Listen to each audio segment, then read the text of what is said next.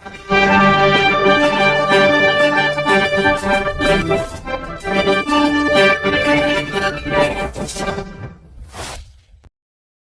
sir? Navabharat Narayana Raja. Where are you coming from? From Tamil Nadu. Okay. In Rajapalayam city. Tamil. Tell me something about the book. இது வந்து மறுமலர்ச்சி திராவிட முன்னேற்ற கழகத்தினுடைய பொதுச் செயலாளர் மாமனிதர் வைகோ அவர்கள் 30 ஆண்டுகளுக்கு மேலாக நாடாளுமன்றத்தின் டைகர் என்று போற்றி பாராட்டப்பட்டவர். மதிலிமாயி, ராம் மனோகர் லோஹியா, NG ரங்கா, பூபேஷ் குப்தா, இந்திரஜித் குப்தா ஆகியோர் அனைவரையும் விஞ்சிய ஒரு நாடாளுமன்றவாதியாக திகழ்ந்தவர். அவருடைய 30 ஆண்டுகால சொற்பொழிவுகள் நாடாளுமன்ற விவாதங்கள் அனைத்தையும் தொகுத்து 4 புத்தகங்களாக வெளியிட்டிருக்கிறார்கள். இது குமுதம் பப்ளிகேஷன் சார்பாக வெளியிடப்பட்டுள்ளது.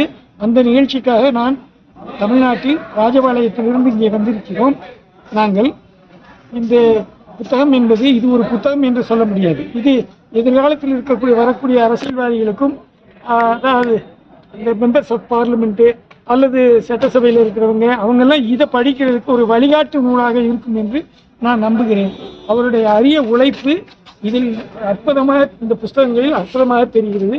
இந்த நூலினுடைய தமிழாக்கம் கூட எதிர்வரும் அக்டோபர் மாதம் சென்னையில் வெளியிடப்படுகிறது. What's special about you read the book? I already know something about it.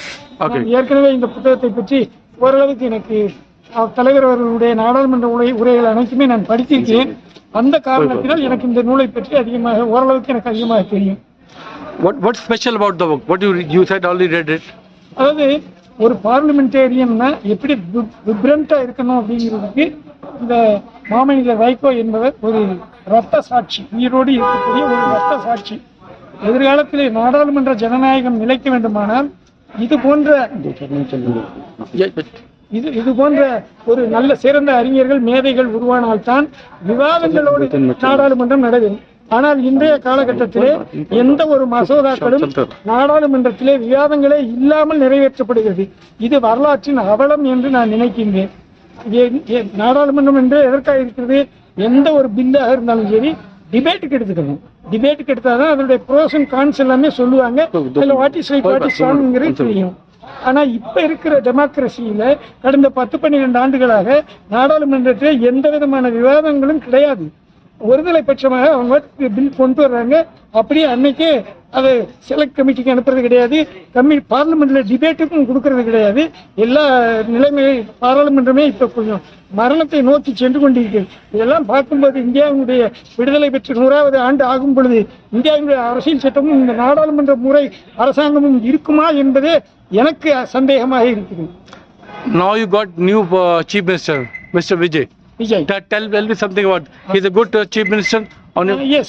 அதாவது அவர் பேச்சை விட செயலில் அவர் காட்டுறார். அவர் அதிகமாக பிரஸ் சந்திக்கிறது இல்லை, பிரஸ் பீப்புள்னு சொல்றாங்க.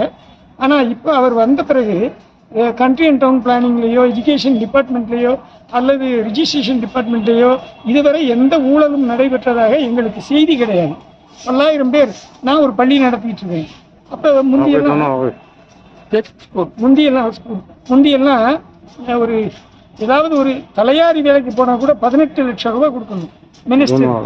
இப்ப அந்த மாதிரி இதெல்லாம் கிடையாது, டிரான்ஸ்பரண்டா இருக்குது.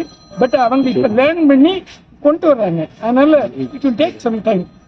What message you are giving to generation? Last message. படித்தவர்கள் அதிகமாக இருக்கிறார்கள், ஆனால் சிந்தனையாளர்கள் அதிகமாக இல்லை என்பது என்னுடைய தனிப்பட்ட கருத்து. எல்லாருமே படிச்சிருக்கோம். அகடமிக் குவாலிஃபிகேஷன்ங்கிறது எல்லாருக்கும் நிறைய இருக்குது. பட் நாலெட்ஜ் அல்லது அனலைட்டிக்கல் மைண்டு, கிரிட்டிக்கல் மென்டாலிட்டிங்கிறது இல்லைங்கிறது ஒரு பெரிய சோகமான நிகழ்வாக நான் கருதுகிறேன். Thank you so much.